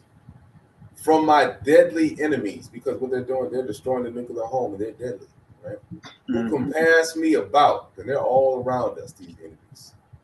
They are enclosed in their own fat. Yeah, they overweight. With their mouth, they speak proudly. Right? Now, what is now what is one of the most things that, what are one of the most things that the Most High hates? A proud look. Anything dealing with pride, that's like that, that's not circulated around the Most High. The Most High hates that. He don't like a proud look. If you so we got these overweight enemies that are enclosed in their fat, and with their mouth they speak proudly. The Most High gonna come see you. It's not gonna be a game. I don't know why our people continuously think it is. I mean, like, these scriptures are clear. We just want to help y'all out. We don't want y'all to go to y'all death and figure out that, hey man, it wasn't all that it's sold up to be. Getting that bag cost you the lake of fire. Saying that you strong, black, independent, and you want to argue with the man all the time and think that you know right, I couldn't get you the lake of fire. That's what's going to happen. And maybe people don't want to listen to us. Maybe people say that, hey, these guys, these are He-Man woman haters, and they want to oppress the women, right? You oppressed yourself. You went from not working and staying home chilling in the 1950s to now out here, out here working. You working for the, you working for the white man. That's what you're doing. You working for the white man, and then you want to get mad when the white man don't give you a CEO position in his company that the man done built up, and you ain't built a damn thing. It's madness. All of it's madness. All of it is madness. And y'all fight so hard for that one position. You want to be that one black woman that's going to be that pickings that the white man is going to pick to be part of their whatever, to be that top leader and everything. And you're gonna be wearing Becky hair while you're doing it too. I guarantee you that. You ain't gonna be wearing your real hair trying to get that position. Your ass gonna be up in there looking just like the white woman with the same white woman hair, talking about something. Hey, I want to be at Brad's job over here trying to do the most. Hey, look, Ariel, you're not lying on this one. It says our people are happy and content in this country. They haven't had a taste of the Most High's true wrath yet. Now that's for damn sure. Live is sweet. Think it's good.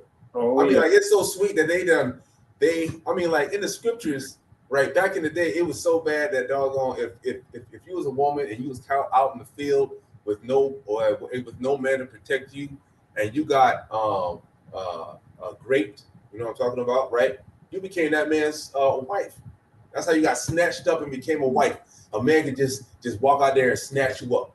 We read all the way. We read a couple of weeks ago how they had daughters of Zion. They were just at the party, and brothers came out from the bushes and snatched their wives up, and the Most High was okay with that. The Most High was down with that. Y'all, I mean, like, we have gotten so far that and realize now it's the Israelite men that have truly civilized this nation. Y'all want to say the black man ain't shit, you know, this, that, and the third. But if you look at it, you would have none of the technological advances without the black man, us, the Israelite man. The same man that y'all hate and don't want to get along with is the same one that done built up the country and gave us all, and damn near all of his, like 90% of his technological advances has come from our mind. That's why we're the salt of the earth. Let me ask you a question. Let's take it even a step further. Let's say the Most High came right now and took away all the brothers, all the Israelites, even the wicked ones. Let's say he just came and took away all the Israelite men on the face of this earth. Everything that made this earth live Exactly. this would be dry as hell. This earth would be dry. This would be dry. Let's say he took away. Let's say he took away all the men, just every single man. You think you women will be able to survive? How long do you think you women will be able to survive? Think about it. I mean, not only that, but just think about the world and what it would leave. It would leave no style. It would be a dry ass world. Yep. Every nation on their planet, right? They try to bite their style from who? The Israelite man. Even though we've been in captivity and locked down and beat up and shamed and this, that, and the third, every nation on the earth wants to be like the Israelite man. Mm-hmm. That's the reality. But yet, you know, our own counterpart that the Most High made for us, they the only one on the planet that told us they don't want to be with us.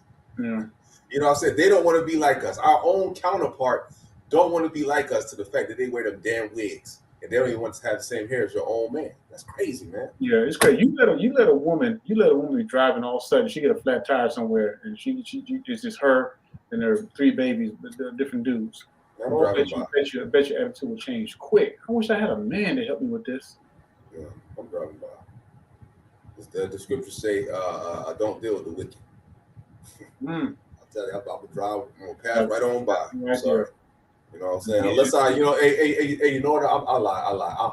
I'm gonna stop and I'm gonna see if she got on fringes. If she don't got on fringes, I'm gonna hop back in the car and ride off. Straight up. Straight like that.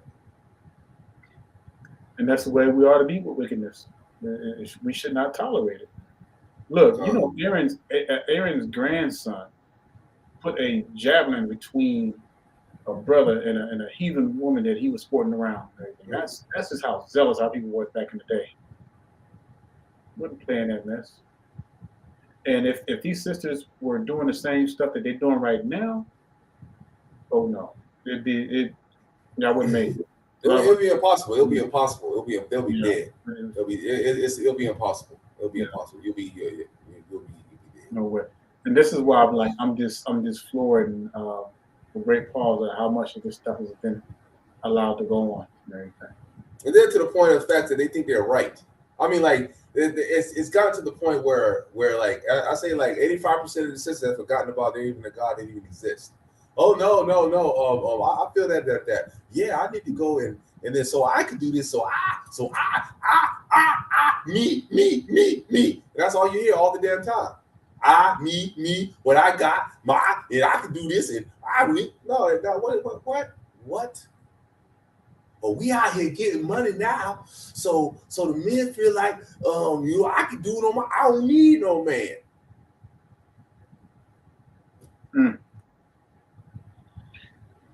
You know, that's the sad thing about these women, right? The sisters, right? You know, you might get you a brother, right? And you know, now, right? If you go around all this social media crap, I see this stigma. This, you know, everybody wants a rich man now, whatever. Everybody wants a man with a rich man or whatnot, right? But you might have a brother that, you know, he might be working hard as a garbage man, or he might be working hard as this, that. Why, you know, what is the problem with that? Right? What is the problem with the hard-working brother, no matter what kind of situation he has? Why can't he get, silence? A silence in a woman that keeps the commandments. Why? You know, say why is that a problem? Why is that? When you get these brothers out here that even if they making $50,000, $60,000 a year, they're working hard. They're working hard to do what? To take care of their wife and their family. That's what they're doing, right? But in the meanwhile, if you have a woman that's out here and that she's working hard, Only thing you hear about herself is that she wants to be straight, just in case the man decides that he don't want to bother with her no more. I want all this for me. You see what I'm saying? Like that's a a man has a yes, we have abundance mindset, right? So where we think about the covering of our wife and covering of our children. We want to provide for that, so that's why we go out and that's what we do the thing that we do, right? For y'all have a deficit of that, right? The opposite of abundance mindset, right? But y'all have a scarcity mindset, which now y'all want to keep all your money up to yourself, because y'all afraid of what if the situation is going down. Now, are you truly submitting, right? Are you truly being a submissive? If you think in that kind of situation, no. Nah, man, you're looking for, you got 1 foot in out the door, you got 1 foot in the door and 1 foot out the door, right?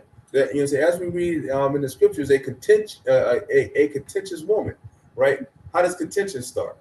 Contention starts with 9 times out of 10, it's either action or somebody running their damn mouth, right? Now, if a woman is respecting the leadership of the man, there should never be an argument. How is there an argument of any sort if you're respecting the leadership of the man? There should be no contention. There should only be getting along. Right. Now, we're not telling you should go out and find a crackhead dude and then give all your submission to him and then give your money to him. That would be wisdom. Common sense. You always want to search for a righteous brother. The Bible says, the word says, test the spirits. Choose wisely. Yeah, You know what I'm saying? Definitely choose wisely. I don't want you out here choosing, Pookie and Ray Rays. We did that enough. Come on now, Israel. It's just over with. And then, we need the rest of the sisters to step up. That's the problem. That's why this is even a problem, right? This these few people that we have in the chat, these sisters, and then we get about however many we get watching the video every week or whatever, 500, 600, 700 or whatever, watching the video every week. I wonder, I sincerely wonder, are they going out and they getting on the other sisters so this can be a trend, right? To tell us, no, that's not the right way of thinking. No, that's not the right way of thinking. You know what I mean? Let's keep it biblical. Let's keep it in reality. Let's go back to the women being righteous, and the value of their bodies going up, back up to virginity instead of being free. And they give it, to any Tom, Dick, and Harry, whenever the urge feels, like it. That's just a woman in her virginity is it's righteous and following the Torah. Now that is a high value. Yeah, has nothing to do with money. Yeah, there is a such thing, right? That would definitely be a high value. Proverbs Proverbs 31 woman, Proverbs 31 sister. Right? Yep. That's what you call a true high value brother. Would be a righteous brother keeping the commandments. All praises. That's right. Not this other stuff, though. A just man. So because if he's truly following Torah, you ain't got to worry about a woman being abused. If he's truly following Torah. That's right. Hey, listen, y'all. So, yeah, I don't have anything else, brother. I'm about to go like to know in a minute. Yeah, calm. Me too. Get my meditation on. Burn some frankincense and myrrh. So we gave y'all some time to get some questions together. So I didn't see any. I don't know what happened to Brother Daniel. I guess he just. It's lucky, y'all. I don't know what's going on tonight. I don't know what in the world's going on tonight. But David West, that's exactly what happened. We're having a slew of technical difficulties. Got cut off again. We got these unclean spirits. Don't want this mission to come out. Hey, I bet you the Brews are like, man, see, we just cut out on us. Yeah. That's not how it is. But hey, y'all. But Israel, just take heed, and make sure you spread this word. We know that everybody who needs to hear this is not here, and more,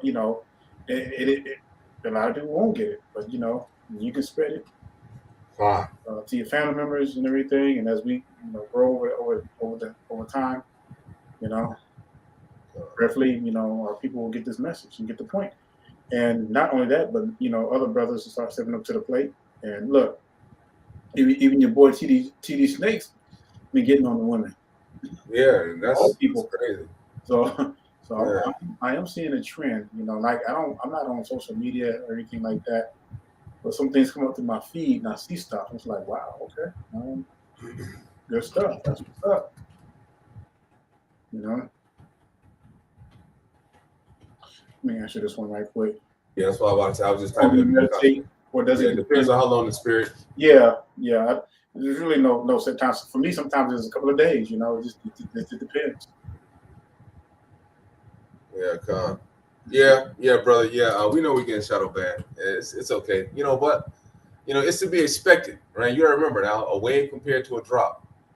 And it's up to the brothers and sisters to share the video. Hey, what I'm saying? It's like I said, even if we are shadow banned, right? Even if we are shadow banned, it's up to each and every one of our people to share and get this message out, right? So at the end of the day, it's really up to us. Just like everything, it's up to us whether we want to celebrate these heathen holidays. It's up to us whether we want to continue to be wicked or keep the commandments like we're supposed to be. Get the hell up out of here so we can put these heathen in captivity and start, beating their backs in like they did ours, and start rising up as a nation, man. I'm tired of being on the man. I'm telling you, I was born to win. I don't know about y'all, but I feel like I was born to win. I don't like losing. I don't like being on the bottom. I don't like it. I don't like it not one bit. My whole life, I don't like this feeling. I've always had to fight from the ground up, and it's fine. I'm used to fighting, but damn, Same here. Old school. I'm one of them OGs. That's the only way I ever knew. So with that being said, Israel, we're gonna go ahead and part with you all. It was a joy breaking bread all in the scriptures, and gonna wish you a hearty Shabbat Shalom. Stay strong. Shabbat Shalom, Israel. All right.